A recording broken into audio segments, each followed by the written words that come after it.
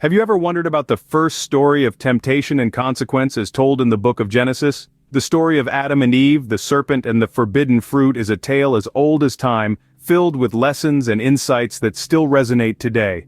In the beginning, in the paradise of the Garden of Eden, the serpent, craftier than all other creatures, posed a question to Eve. He challenged the command of God, who had forbidden them from eating the fruit of the tree in the heart of the garden.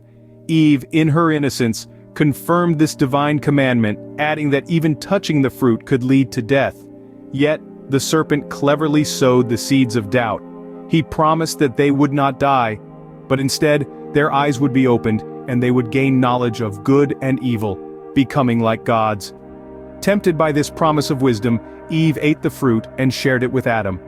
In that moment, their eyes were indeed opened, and they became aware of their nakedness, prompting them to sew fig leaves together to cover themselves. When God walked through the garden in the cool of the day, Adam and Eve hid from him. When called upon, Adam confessed that he had hidden because of his nakedness and fear. God, in his omniscience, immediately understood what had transpired.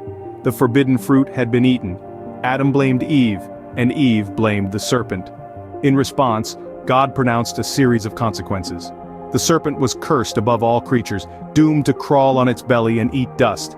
Enmity was placed between the serpent and the woman, and between their future offspring. Eve was told that she would bear children in pain, and her desire would be for her husband, who would rule over her. Adam, having listened to his wife and eaten the fruit, was told that the ground was cursed for his sake. He would labor hard, growing food among thorns and thistles, and by the sweat of his brow he would eat bread until he returned to the dust from which he was formed. Adam named his wife Eve, the mother of all living. God then made them garments of skin and clothed them.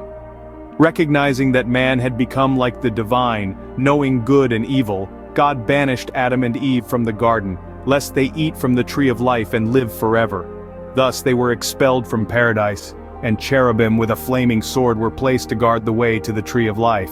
This timeless story from Genesis serves as a profound exploration of temptation, disobedience, and the ensuing consequences. It reminds us of the importance of trust, obedience, and the inherent complexity of knowledge and free will. It's a narrative that continues to shape our understanding of human nature and our relationship with the divine.